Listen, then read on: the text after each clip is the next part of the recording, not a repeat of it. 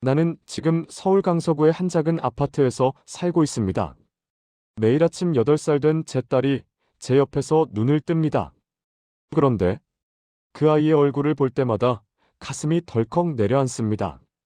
왜냐하면 제 딸은 지뢰밭 위에서 태어난 아이니까요. 2021년 2월 4일 생후 6달 된 딸을 품에 안고 27시간 동안 북한 비무장지대의 지뢰밭을 걸어서 건넜습니다. 오늘 여러분께 그날 밤의 이야기를 들려드리겠습니다. 구독과 좋아요 부탁드립니다. 저는 조영민입니다. 저는 지금 대한민국 서울특별시 강서구에 살고 있습니다. 2층짜리 작은 빌라이지만 제게는 궁전과도 같은 곳입니다. 매일 아침 7시가 되면 제 딸 지윤이가 제 방문을 두드립니다. 아빠, 일어나. 그 목소리를 들으면 저는 항상 눈물이 날 것 같습니다. 왜냐하면 그 목소리를 들을 수 있다는 것 자체가 기적이니까요. 식탁에 앉아 딸기 우유를 따라주며 저는 지윤이의 얼굴을 자세히 봅니다. 커다란 눈, 통통한 볼, 그리고 웃을 때마다 드러나는 작은 보조개. 이 모든 것이 제가 목숨을 걸고 지켜낸 것들입니다. 지윤이는 오늘도 학교 이야기를 신나게 합니다. 친구들과 놀았던 이야기, 급식으로 나온 떡볶이가 맛있었다는 이야기. 저는 고개를 끄덕이며 듣지만 사실 머릿속에서는 다른 장면들이 스쳐 지나갑니다. 4년 전, 그날 밤의 기억들이. 지윤이의 웃음소리가 들릴 때마다 저는 그날 밤 지뢰밭에서 들었던 지윤이의 울음소리를 떠올립니다. 그때는 살려고 필사적으로 막았던 그 울음이 지금은 제게 가장 아름다운 소리가 되었습니다. 아빠, 왜 멍하니 있어? 지윤이가 묻습니다. 아, 미안. 아빠가 생각을 좀 했네. 학교 갈 준비해야지. 저는 웃으며 지윤이의 머리를 쓰다듬습니다. 이 평범한 아침이 제게는 얼마나 소중한지 지윤이는 아직 모릅니다. 언젠가는 알게 되겠죠. 이 평범함이 얼마나 큰 대가를 치르고 얻어진 것인지를. 4년 전 2021년 2월의 어느 새벽, 북한 강원도 고성 인근의 비무장지대 초소. 그곳에서 저는 북한 인민군 저격수였습니다. 모범병사였고 상관들의 신임도 두터웠습니다. 하지만 그 모든 것이 무너진 건 제 아내 은화가 죽은 그날부터였습니다. 은화는 출산 중 과다출혈로 사망했습니다. 북한의 열악한 의료시설에서는 그녀를 살릴 방법이 없었습니다. 의사라고 불리는 사람은 낡은 주사기 하나로 할 수 있는 게 없었고 수혈할 혈액도 없었습니다. 저는 제 피를 줄 테니 수혈을 해달라고 애원했지만 그들은 고개를 저었습니다. 이미 너무 늦었습니다. 은화의 마지막 말은 이것이었습니다. 지윤이를 부탁해요. 우리 딸 꼭 지켜줘요. 그리고 그녀는 제 손을 잡은 채 눈을 감았습니다. 제 품에 남겨진 건 생후 6달 된 딸 지윤이뿐이었습니다. 작고 연약한 이 세상에서 가장 소중한 존재. 저는 매일 밤 초소의 식량 창고에 지윤이를 숨겨두고 돌봤습니다. 분유를 훔치고 기저귀 대신 군복 조각을 찢어 사용했습니다. 밤 근무를 설 때도 지윤이를 품에 안고 갔습니다. 울음소리가 날까봐 늘 긴장했습니다. 하지만 지윤이는 마치 상황을 아는 듯 조용히 있어 주었습니다. 그런데 그것도 오래가지 못했습니다. 어느 날 탄약 분실 사건으로 초소 전체가 조사를 받게 되었습니다. 모든 공간을 샅샅이 뒤지던 중 제가 훔친 분유 3봉지가 발각되었습니다. 제가 먹으려고 훔친 게 아니라 제 딸을 먹이려고 훔친 것이었지만 그들에게 그런 변명은 통하지 않았습니다. 상관은 저를 신문실로 불러들였습니다. 차갑고 습한 시멘트 벽의 방. 천장에는 하나의 백열등만이 흔들리며 어둠을 밝히고 있었습니다. 조영민 동무, 당신은 인민의 재산을 도둑질했소. 이것은 반혁명 행위요. 알겠소? 저는 무릎을 꿇고 애원했습니다. 죄송합니다, 동무. 하지만 제 딸이 굶어 죽게 생겼습니다. 제발 한 번만 용서해 주십시오. 다시는 이런 일이 없을 것입니다. 제 이마가 차가운 시멘트 바닥에 닿았습니다. 몇 번이고 절을 했습니다. 상관의 대답은 차갑고 냉혹했습니다. 내 딸? 내 딸도 내 죄를 함께 받아야 한다. 국가 앞에 혈육은 없다. 명심해라. 내일 아침 당신과 당신의 딸은 도 보위부로 이송된다. 거기서 적절한 처벌을 받게 될 것이다. 도 보위부. 그곳에 가면 어떻게 되는지 저는 잘 알고 있었습니다. 정치범 수용소. 그곳에서는 어른도 버티기 힘든데 생후 6달 된 아기가 살아남을 리 없었습니다. 제 딸은 일주일도 못 버티고 죽을 것이었습니다. 그 순간 저는 알았습니다. 이곳에서는 제 딸을 지킬 수 없다는 것을, 이 땅에서는 제 딸이 살 수 없다는 것을. 그날 밤 저는 결심했습니다. 죽더라도 이 아이를 살리겠다고. 이 아이만은 자유로운 땅에서 살게 하겠다고. 저는 그날 밤부터 탈출 계획을 세웠습니다. 저는 저격수 출신이었기 때문에 비무장지대의 지형을 누구보다 잘 알고 있었습니다. 지뢰가 매설된 위치, 철조망의 배치, 감시탑의 교대 시간, 순찰병들의 동선까지 모두 제 머릿속에 들어 있었습니다. 하지만 아는 것과 실제로 건너는 것은 완전히 다른 문제였습니다. 이틀 동안 저는 준비했습니다. 식량 창고에서 분유 2봉지를 더 훔쳤고 날카로운 칼과 손전등을 챙겼습니다. 그리고 손으로 직접 지형도를 그렸습니다. 누가 봐도 이상하지 않게 단순한 메모처럼 보이게 암호화해서 그렸습니다. 이것이 제 생명줄이 될 것이었습니다. 2021년 2월 4일 새벽 2시. 폭설이 내리는 밤이었습니다. 하늘에는 별도, 달도 없었습니다. 완벽한 어둠이었습니다. 이것이 제가 노린 바로 그 순간이었습니다. 감시가 가장 허술한 시간. 교대 근무 직전에 10분. 저는 지훈이를 품에 안고 초소를 빠져나왔습니다. 지훈이는 제 가슴에 꼭 안긴 채 잠들어 있었습니다. 작은 손으로 제 군복을 움켜쥔 채. 그 작은 숨결이 제 가슴에 닿을 때마다 저는 다짐했습니다. 반드시 살아남는다. 이 아이를 반드시 살린다. 첫걸음을 내딛는 순간 제 심장은 터질 듯 뛰었습니다. 발밑에는 지뢰가 묻혀 있었고 머리 위로는 철조망이 가로막고 있었습니다. 뒤에서는 초소의 불빛이 희미하게 보였고 앞에는 끝없는 어둠이 펼쳐져 있었습니다. 하지만 저는 멈출 수 없었습니다. 뒤돌아가면 제 딸도 저도 죽는 것이었으니까요. 수용소에서 천천히 죽느니 차라리 지뢰밭에서 한 번에 죽는 게 나았습니다. 아니, 저는 죽을 생각이 없었습니다. 살아야 했습니다. 제 딸을 위해서. 그렇게 저는 지뢰밭으로 첫 발을 내딛었습니다. 눈 위에 찍힌 제 발자국이 곧 눈으로 덮일 것이었습니다. 그 순간부터 27시간 동안 저는 지옥을 걸었습니다. 아니, 지옥보다 더한 곳을 걸었습니다.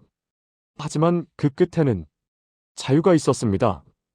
첫 번째 지뢰를 발견한 건 초소를 떠난 지 30분쯤 지났을 때였습니다. 칼로 눈을 조심스럽게 파헤치던 중 칼끝이 딱딱한 무언가에 닿았습니다. 심장이 멎는 줄 알았습니다. 손전등을 비춰보니 눈 속에 반쯤 묻힌 지뢰의 금속 부분이 보였습니다. 초록색으로 녹슨 오래된 대인지뢰였습니다. PMN E형이었습니다. 밟으면 즉시 폭발하는 압력식 지뢰. 저는 숨을 죽이고 천천히 손을 빼냈습니다. 제 품 안에서 지훈이가 작게 꿈틀거렸습니다. 제발 깨지 말아라. 제발 울지 말아라. 저는 속으로 수없이 기도했습니다. 지뢰를 피해 오른쪽으로 우회했습니다. 1미터를 가는데 10분이 걸렸습니다. 무릎으로 기어가며 칼로 눈을 파헤치고 지뢰가 없는 것을 확인한 후에야 다음 걸음을 내딛었습니다. 한 걸음, 또 한 걸음. 제 이마에서는 땀이 비오듯 흘렀습니다. 영하 15도의 추운 날씨였지만 공포와 긴장 때문에 온몸이 뜨거웠습니다. 두 번째, 세 번째, 네 번째 지뢰. 계속해서 지뢰가 나타났습니다. 어떤 것은 땅속 깊이 묻혀 있어서 칼로 찔러봐야만 알 수 있었습니다. 쇳소리가 나지 않으면 그게 생명줄이었습니다. 쇳소리가 나면 그것은 죽음이었습니다. 칼끝에서 전해지는 감촉 하나하나가 제 생명을 좌우했습니다. 1시간, 2시간. 시간이 흐를수록 제 몸은 점점 더 지쳐갔습니다. 무릎은 벗겨져 피가 났고 손은 감각이 없을 정도로 얼어붙었습니다. 하지만 멈출 수 없었습니다. 멈추는 순간 우리는 죽는 것이었으니까요. 3시간쯤 지났을 때 제 손은 피투성이가 되어 있었습니다. 칼질을 하다가 날카로운 돌에 손가락이 베었고 추위 때문에 상처에서 나온 피가 얼어붙었습니다. 하지만 멈출 수 없었습니다. 멈추면 죽는 것이었으니까요. 하얀 눈 위에 붉은 핏자국이 길게 이어졌습니다. 제가 걸어온 길의 증거였습니다. 손의 감각이 사라졌습니다. 추위 때문인지 피를 너무 많이 흘려서인지 알 수 없었습니다. 칼을 쥔 손에 힘이 들어가지 않았습니다. 하지만 계속 파고 계속 확인하고 계속 나아갔습니다. 제 뒤에 남은 핏자국이 눈으로 덮이기 전에 저는 더 멀리 가야 했습니다. 그때 지윤이가 울기 시작했습니다. 작은 울음소리가 고요한 밤을 갈랐습니다. 저는 급히 지윤이의 입을 손으로 막았습니다. 피투성이 손으로. 죄송해, 지윤아. 아빠가 정말 미안해. 하지만 지금은 울면 안 돼. 제발 참아줘. 저는 울음을 삼키며 지윤이를 달랬습니다. 지윤이는 제 피 묻은 손에 입을 맞춰왔습니다. 그 작은 입술의 감촉이 제 손에 전해졌습니다. 마치 아빠, 괜찮아. 나도 참을게. 라고 말하는 것 같았습니다. 신기하게도 지윤이는 다시 조용해졌습니다. 제 품에 얼굴을 묻고 작게 숨만 쉬었습니다. 고맙다, 지윤아. 아빠 딸 정말 기특하다. 저는 속삭였습니다. 그 순간 멀리서 병사들의 순찰 소리가 들렸습니다. 이 구역 이상 없음. 무전기 소리와 함께 군화 소리가 점점 가까워졌습니다. 제 심장이 다시 미친 듯이 뛰기 시작했습니다. 저는 눈 속에 몸을 파묻고 지윤이를 꼭 안았습니다. 군복으로 지윤이의 몸을 완전히 감싸고 저는 눈 더미 속에 숨었습니다. 차가운 눈이 제 얼굴을 덮었습니다. 숨을 쉴 수가 없었습니다. 하지만 참아야 했습니다. 조금만 더, 조금만 더. 군화 소리가 바로 옆을 지나갔습니다. 5m, 4m, 3m. 제 심장 소리가 너무 커서 들킬 것 같았습니다. 지윤이는 제 품에서 숨죽인 채 꿈틀거렸습니다. 제발, 제발, 제발. 저는 눈을 꼭 감고 기도했습니다. 제 입술이 움직이며 무언가를 중얼거렸습니다. 기도인지 주문인지 저 스스로도 알 수 없었습니다. 여기 발자국. 한 병사가 외쳤습니다. 제 심장이 멎었습니다. 들켰다. 이제 끝이다. 하지만 다른 병사가 말했습니다. 토끼 발자국이야. 이 근처에 토끼가 많아. 그래? 그럼 됐어. 계속 가자. 군화 소리가 멀어졌습니다. 2m, 10m, 20m. 완전히 멀어질 때까지 저는 움직이지 않았습니다. 5분쯤 지났을까? 저는 천천히 고개를 들었습니다. 순찰병들의 모습이 보이지 않았습니다. 이상 없습니다. 멀리서 들리는 무전기 소리. 그들은 완전히 지나갔습니다. 저는 그제야 숨을 쉴 수 있었습니다. 온몸이 땀으로 젖어 있었습니다. 추운 날씨였지만 공포와 긴장 때문에 땀이 비 오듯 흘렀습니다. 그 땀이 차가운 공기를 만나 식으면서 제 몸은 얼어붙기 시작했습니다. 저체온증의 징후였습니다. 하지만 신경 쓸 겨를이 없었습니다. 저는 다시 일어나 기어가기 시작했습니다. 지뢰밭은 끝이 보이지 않았습니다. 손전등의 불빛은 점점 약해졌고 눈은 더욱 거세게 내렸습니다. 시야는 2m도 확보되지 않았습니다. 하지만 저는 계속 나아갔습니다. 1cm씩, 1mm씩 앞으로 나아갔습니다. 5시간째 저는 첫 번째 철조망 앞에 도착했습니다. 높이 3m의 철조망이 저를 가로막았습니다. 철조망 꼭대기에는 전류가 흐르는 전선이 감겨 있었고 아래쪽에는 날카로운 가시들이 빼곡했습니다. 지뢰지대 출입금지 사살 구역이라는 경고판이 철조망에 걸려 있었습니다. 저는 군복 주머니에서 작은 철사 절단기를 꺼냈습니다. 초소에서 몰래 챙겨온 것이었습니다. 하지만 문제가 있었습니다. 제 손에 힘이 들어가지 않았습니다. 추위와 출혈로 손의 근력이 거의 사라진 상태였습니다. 저는 이를 악물고 절단기를 쥐었습니다. 아팠습니다. 손가락 뼈가 부러질 것 같았습니다. 하지만 계속 힘을 주었습니다. 딸깍. 첫 번째 철선이 끊어졌습니다. 딸깍. 두 번째. 딸깍. 세 번째. 한 가닥씩 끊어질 때마다 저는 한 걸음씩 자유에 가까워지고 있었습니다. 하지만 문제는 전류가 흐르는 꼭대기 전선이었습니다. 이것을 잘못 건드리면 감전사할 수도 있었습니다. 저는 잠시 멈춰서서 감시탑을 확인했습니다. 탐조등이 좌우로 움직이며 지뢰밭을 훑고 있었습니다. 교대 시간까지 3분. 그 3분 동안 전류가 차단됩니다. 저는 그 짧은 시간을 노려야 했습니다. 1분, 2분, 2분 30초. 손목 시계를 보며 초를 세웠습니다. 시계의 야광 숫자들이 어둠 속에서 희미하게 빛났습니다. 지훈이는 제 품에서 잠들어 있었습니다. 그 작은 얼굴을 보며 저는 다짐했습니다. 반드시 넘는다. 반드시 살린다. 교대 시간이 되었습니다. 탐조등이 꺼졌습니다. 바로 그 순간 저는 곧바로 꼭대기 전선을 잘랐습니다. 딸깍. 전선이 끊어지며 불꽃이 튀었습니다. 제 손에 전기가 흘렀습니다. 찌릿한 감전의 충격이 팔을 타고 올라왔습니다. 하지만 참았습니다. 저는 재빨리 철조망 틈새로 몸을 밀어 넣었습니다. 가시에 찢겨 허벅지에서 피가 솟았지만 아랑곳하지 않았습니다. 2분 50초. 10초가 남았습니다. 저는 있는 힘을 다해 몸을 빼냈습니다. 찢어지는 소리와 함께 군복이 갈기갈기 찢어졌습니다. 등의 살점도 함께 떨어져 나갔습니다. 그리고 마침내 저는 첫 번째 철조망을 넘었습니다. 뒤에서 탐조등이 다시 켜졌습니다. 정확히 3분이었습니다. 1초만 늦었어도 감전사했을 것입니다. 하지만 이것은 시작에 불과했습니다. 앞에는 아직도 2개의 철조망이 더 남아 있었고 그 너머에는 더 많은 지뢰밭이 기다리고 있었습니다. 첫 번째 철조망을 넘고 이 시간쯤 지났을 때 하늘에서 갑자기 폭우가 쏟아지기 시작했습니다. 눈이 비로 바뀌었고 그 비는 마치 하늘이 갈라진 것처럼 거세게 내렸습니다.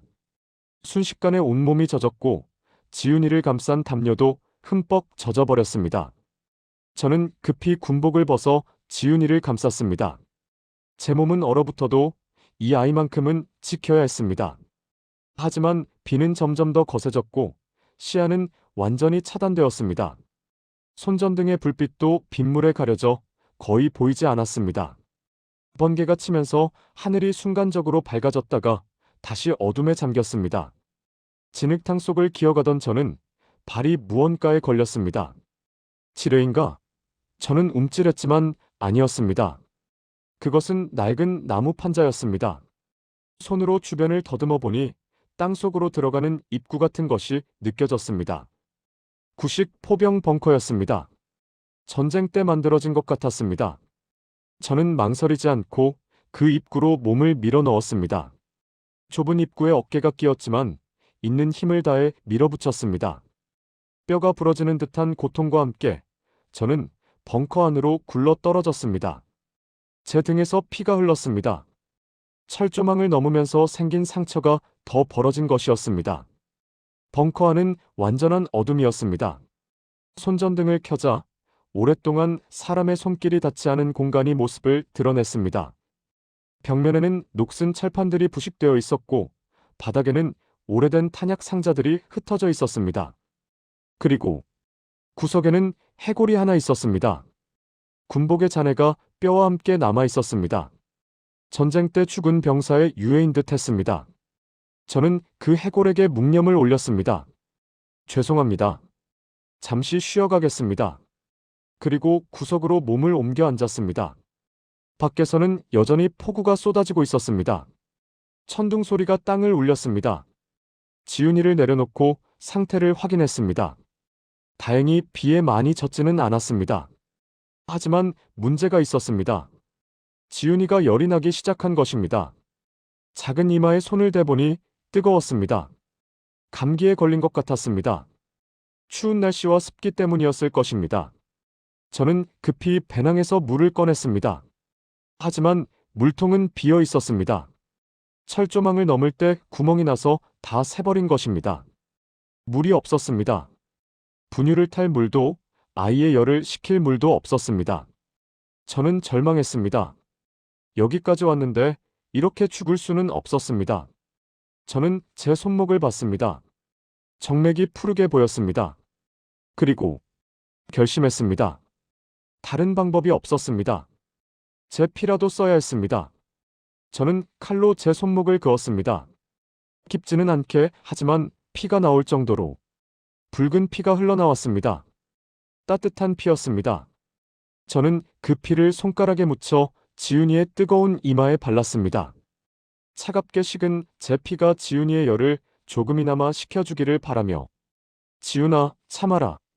조금만 참아. 아빠가 반드시 너를 살릴게. 저는 울먹이며 말했습니다. 지윤이는 작게 울부짖었습니다. 그 울음소리가 제 가슴을 찢었습니다. 저는 제 피를 계속 지윤이의 이마와 목에 발랐습니다. 그리고 지윤이를 꼭 안았습니다. 제 체온으로 지윤이를 따뜻하게 해주었습니다. 벙커 안에서 3시간을 보냈습니다. 밖에서는 여전히 폭우가 쏟아졌고 천둥 소리가 땅을 울렸습니다. 저는 지윤이를 꼭 안고 체온을 나눠주었습니다. 제 몸은 얼어붙고 있었지만 지윤이만큼은 따뜻해야 했습니다. 그 시간 동안 저는 수없이 죽음을 생각했습니다. 여기서 그냥 포기하면 어떨까? 이렇게 고통받지 않아도 되지 않을까? 하지만 지윤이의 얼굴을 볼 때마다 그런 생각은 사라졌습니다. 이 아이는 아무 잘못이 없습니다. 이 아이는 살아야 합니다. 자유로운 세상에서 웃으며 자라야 합니다. 제 손목에서 흐른 피가 멎었습니다. 저는 군복 조각을 찢어 상처를 감았습니다. 그리고 다시 지윤이를 확인했습니다. 열이 조금 내린 것 같았습니다. 얼굴이 덜 빨개졌습니다. 그래, 지윤아. 잘하고 있어. 조금만 더 버텨. 새벽 5시쯤 비가 그쳤습니다. 밖에서 새소리가 들렸습니다. 저는 지윤이를 다시 품에 안고 벙커를 빠져나왔습니다. 밖은 여전히 어두웠지만 동쪽 하늘이 조금씩 밝아지고 있었습니다. 시간이 없었습니다. 해가 뜨기 전에 남은 철조망을 넘어야 했습니다. 저는 다시 기어가기 시작했습니다. 온몸이 비명을 질렀지만 멈출 수 없었습니다. 두 번째 철조망이 앞에 나타났습니다. 그리고 그 너머로 마지막 철조망이 보였습니다. 저는 이를 악물었습니다. 조금만 더 가면 된다. 그곳이 나만이다. 그곳이 자유다. 새벽 5시 30분. 저는 마지막 철조망 앞에 도착했습니다. 이것만 넘으면 나만이었습니다. 자유였습니다. 하지만 이 철조망은 앞의 것들보다 더 높고 더 촘촘했습니다. 그리고 무엇보다 남한 쪽 감시탑에서 이곳을 주시하고 있었습니다. 저는 잠시 멈춰 섰습니다. 어떻게 해야 할까? 이대로 철조망을 자르면 남한 군인들이 저를 북한 침투 요원으로 오인할 수도 있었습니다. 총을 맞아 죽을 수도 있었습니다. 하지만 다른 방법이 없었습니다. 저는 결심했습니다. 살든 죽든 이 철조망을 넘는다. 철사 절단기를 꺼내 철조망을 자르기 시작했습니다. 딸깍 딸깍. 그 소리가 고요한 새벽을 깼습니다. 1분, 2분, 3분. 철조망에 작은 구멍이 생겼습니다. 저는 그 구멍으로 몸을 밀어 넣으려 했습니다. 바로 그때 남한 쪽 감시탑에서 탐조등이 번쩍 켜졌습니다. 눈부신 불빛이 저를 정면으로 비췄습니다. 미확인 목표물 발견. 정지하라. 정지. 확성기에서 외치는 소리가 들렸습니다. 저는 두 손을 들어 올리려 했지만 한 팔에는 지윤이가 있었습니다. 한 손을 들어. 한 손을. 군인이 외쳤습니다. 저는 한 손을 천천히 들어 올렸습니다. 그리고 목이 터져라 외쳤습니다. 탈북자요. 탈북자입니다. 아기가 있어요. 제발 쏘지 마세요. 생후 6달 된 아기예요. 하지만 제 목소리는 바람에 흩어졌습니다. 확성기 소리가 더 크게 울렸습니다. 무릎을 꿇어라. 즉시 무릎을 꿇어. 저는 천천히 무릎을 꿇었습니다. 지훈이를 가슴에 꼭 안고 저는 무릎을 꿇었습니다. 마치 기도하듯이. 그때 북한 쪽에서도 탐조등이 켜졌습니다. 적이다. 도주병 발견. 사격 준비. 북한 군인들의 목소리가 들렸습니다. 저는 양쪽에서 조준당하고 있었습니다. 앞에서는 남한 군인들이, 뒤에서는 북한 군인들이 저를 겨냥하고 있었습니다. 사면초가, 진짜 사면초가였습니다. 손을 머리 위로, 즉시. 남한 군인이 외쳤습니다. 하지만 저는 지훈이를 놓을 수 없었습니다. 대신 더 크게 외쳤습니다. 아기입니다. 생후 6달 된 아기예요. 저는 탈북자입니다. 제 딸을 살리려고 왔어요. 제발 쏘지 마세요. 제 목소리가 갈라졌습니다. 27시간 동안 말을 거의 하지 않았던 제 목소리는 쉰 목소리로 변해 있었습니다. 하지만 저는 계속 외쳤습니다. 제발, 제발 쏘지 마세요. 아기가 있어요. 총성이 울렸습니다. 북한 쪽에서 먼저 쐈습니다. 총알이 제 옆 땅을 파고들었습니다. 흙먼지가 튀어올랐습니다. 저는 재빨리 지훈이를 품에 안고 땅에 엎드렸습니다. 제 몸으로 지훈이를 완전히 가렸습니다. 그리고 외쳤습니다. 쏘지 마세요. 아기예요. 아기. 남한 군인들도 응사를 시작했습니다. 응사. 양쪽에서 총알이 빗발쳤습니다. 저는 지훈이를 제 몸 아래 완전히 감추고 엎드렸습니다. 총알이 제 배낭을 관통했습니다. 터지는 소리와 함께 배낭 안의 분유가 하늘로 흩어졌습니다. 하얀 분유가 눈처럼 내렸습니다. 하지만 지훈이는 무사했습니다. 멈춰. 민간인이야. 아기가 있어. 남한 군인 한 명이 외쳤습니다. 총성이 잠시 멈췄습니다. 저는 그 짧은 틈을 타서 몸을 일으켰습니다. 그리고 있는 힘을 다해 외쳤습니다. 탈북자입니다. 딸을 살리려고 왔어요. 제발 도와주세요. 아기를 살려주세요. 북한 쪽에서 다시 총성이 울렸습니다. 총알이 제 다리를 스쳤습니다. 뜨거운 통증이 허벅지를 관통했습니다. 제 바지가 찢어지며 피가 솟았습니다. 저는 비틀거렸지만 넘어지지 않았습니다. 앞으로만 가야 했습니다. 어머 사격. 남한 군인들이 외쳤습니다. 남한 쪽에서 북한을 향해 집중 사격이 시작되었습니다. 타타타탕. 기관총 소리가 울렸습니다. 그 틈에 저는 마지막 힘을 다해 철조망 구멍을 통과했습니다. 가시가 등을 찢었지만 아랑곳하지 않았습니다. 가시가 제 살을 파고들었지만 저는 계속 앞으로 나아갔습니다. 그리고 저는 선을 넘었습니다. 남한의 땅을 밟았습니다. 그 순간 온 세상이 멈춘 것 같았습니다. 총성도 외침도 모든 소리가 사라졌습니다. 들리는 것은 오직 제 심장 소리와 지훈이의 울음소리뿐이었습니다. 남한 군인 3명이 저에게 달려왔습니다. 멈춰. 손들어. 총구가 저를 겨누었습니다. 하지만 또 다른 군인이 외쳤습니다. 아기 있다. 진짜 아기야. 아기 울음소리 들려. 군인들이 저를 에워쌌습니다. 총구가 저를 겨누었지만 이내 내려졌습니다. 안전합니다. 이제 안전해요. 한 군인이 말했습니다. 그 말을 듣는 순간 저는 무너졌습니다. 다리에 힘이 풀렸고 온몸이 땅으로 쏟아졌습니다. 하지만 지훈이만큼은 놓지 않았습니다. 마지막 순간까지 지훈이를 가슴에 꼭 안았습니다. 의무병 빨리. 군인들이 외쳤습니다. 누군가 제 다리를 지혈했고 누군가 지훈이를 조심스럽게 제 품에서 확인했습니다. 아기 괜찮아요. 아기는 무사합니다. 호흡 정상, 맥박 정상. 군의관이 외쳤습니다. 그 말을 듣는 순간 저는 의식을 잃었습니다. 27시간 동안 견뎌온 모든 것이 그 순간 무너졌습니다. 긴장의 끈이 풀리면서 제 몸은 한계에 도달했습니다. 하지만 괜찮았습니다. 왜냐하면 제 딸이 살았으니까요. 우리가 자유에 도착했으니까요. 눈을 떴을 때 저는 하얀 천장을 보고 있었습니다. 형광등의 부드러운 불빛이 눈에 들어왔습니다. 잠시 멍했습니다.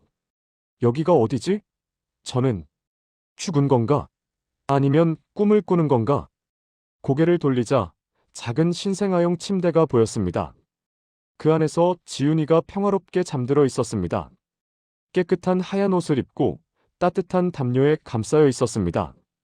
작은 가슴이 규칙적으로 올라갔다 내려갔다 했습니다. 살아 있었습니다. 제 딸이 살아 있었습니다. 저는 눈물이 났습니다. 그동안 참아왔던 눈물이 한꺼번에 쏟아졌습니다. 소리내어 울었습니다. 살았구나. 우리가 살았구나. 27시간의 지옥이 드디어 끝났구나. 정신 드셨습니까? 간호사가 들어왔습니다. 한국어였지만 북한과는 다른 억양이었습니다. 부드럽고 따뜻한 목소리였습니다. 많이 다치셨어요. 왼쪽 허벅지에 총상, 등과 팔다리에 다발성 열상, 심한 저체온증과 탈수. 하지만 다행히 생명에는 지장 없으시고요. 아기도 건강합니다. 조금 감기 기운이 있었는데 치료받고 괜찮아졌어요. 저는 입술을 떨며 물었습니다. 여기가 남한입니까? 목소리가 제대로 나오지 않았습니다. 간호사가 미소 지으며 고개를 끄덕였습니다. 네. 여기는 대한민국 육군 27사단 의무대입니다. 안전하세요. 이제 안전합니다. 아무도 당신과 아기를 해치지 않아요. 안전하다. 그 말을 듣는 순간 제 안에 있던 모든 긴장이 풀렸습니다. 27시간 동안 조여왔던 심장이 그제야 정상으로 뛰기 시작했습니다. 저는 눈물을 흘렸습니다.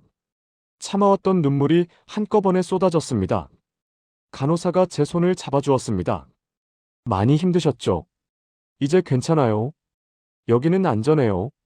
며칠 후 저는 휠체어를 타고 창가로 갔습니다.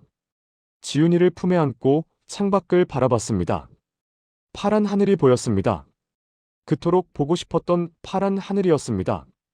북한에서는 하늘도 잿빛이었습니다. 희망이 없는 하늘이었습니다. 하지만 여기 하늘은 달랐습니다. 맑고 푸르렀습니다. 지훈아, 저 하늘 봐. 저게 자유야. 우리가 찾아온 자유란다. 저는 지훈이에게 속삭였습니다. 지훈이는 제 품에서 작은 손을 뻗어 하늘을 향했습니다. 그 작은 손이 햇빛에 반짝였습니다. 마치 자유를 잡으려는 것처럼. 통일부 조사관들이 왔습니다. 제 신원을 확인하고 탈북 경위를 조사했습니다. 저는 모든 것을 정직하게 말했습니다. 북한에서의 생활, 아내의 죽음, 그리고 27시간의 탈출. 지뢰밭을 걸은 이야기, 철조망을 넘은 이야기, 벙커에서의 밤, 그리고 마지막 총격전.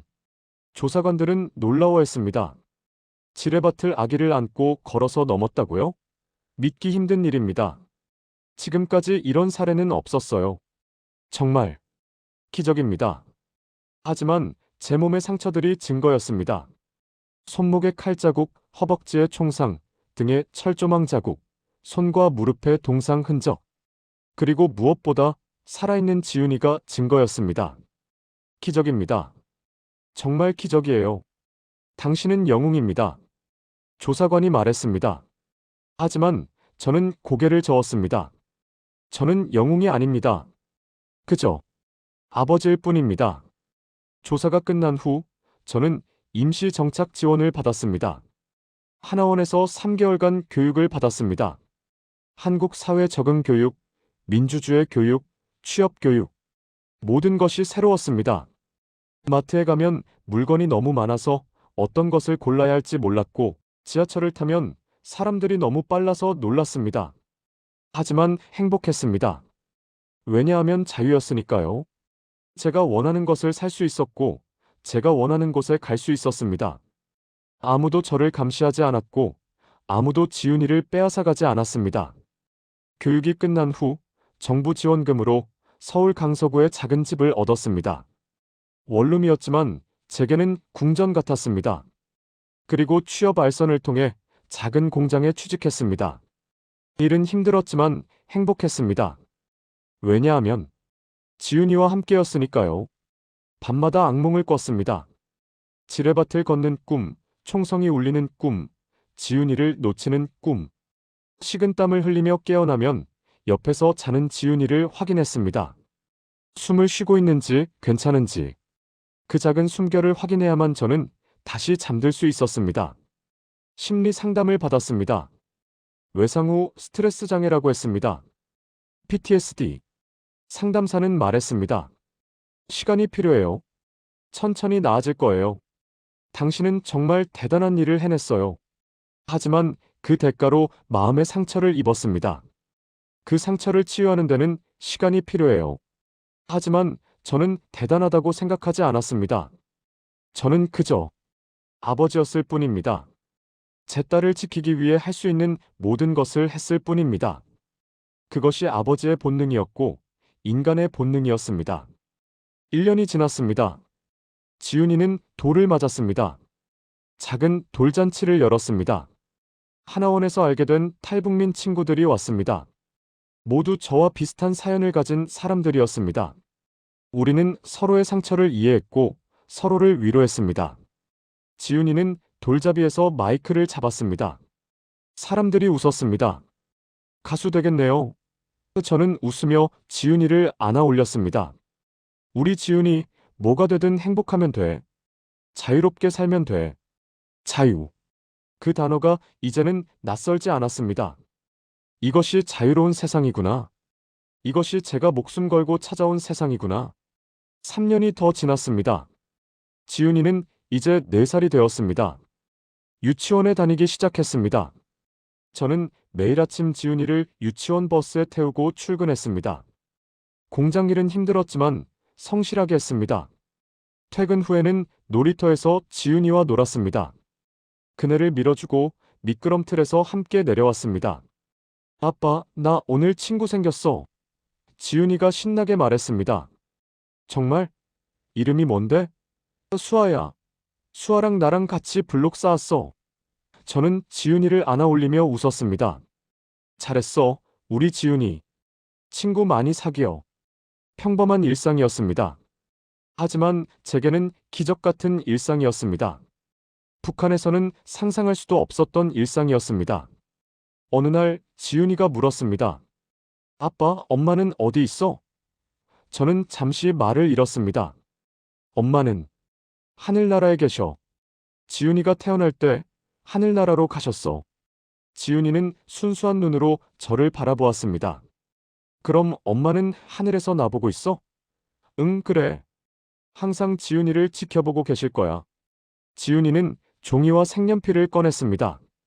그리고 무지개를 그렸습니다. 아빠, 이거 엄마한테 보여줄 거야. 그럼 당연하지. 엄마가 정말 좋아하실 거야. 그날 밤 지훈이가 잠든 후 저는 오랜만에 은화의 사진을 꺼내봤습니다.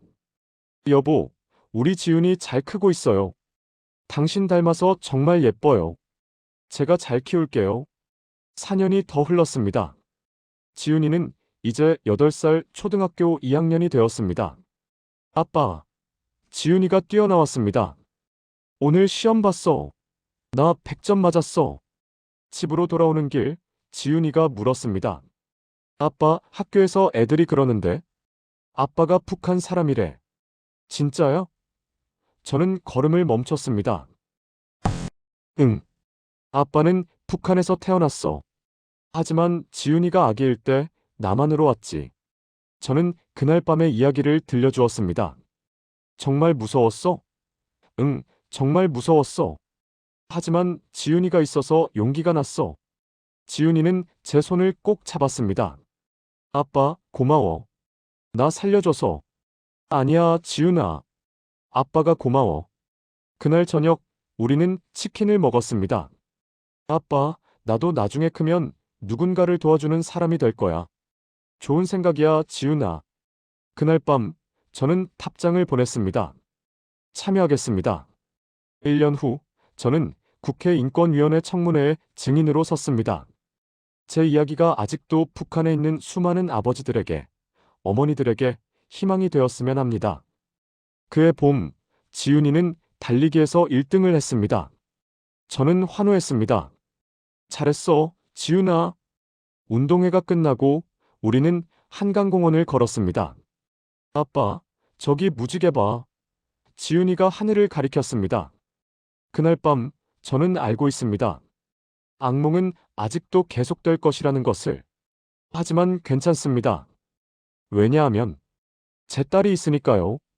자유는 공짜가 아니었습니다. 자유는 누군가의 피와 땀, 그리고 27시간의 지옥 위에 세워진 것이었습니다. 하지만 그 모든 고통이 지금 이 순간을 위한 것이었습니다. 나는 조영민입니다. 그리고 이것이 제가 지뢰밭을 건너온 이유입니다. 자유를 위해, 딸의 미래를 위해, 그리고 무엇보다 사랑하기 때문에.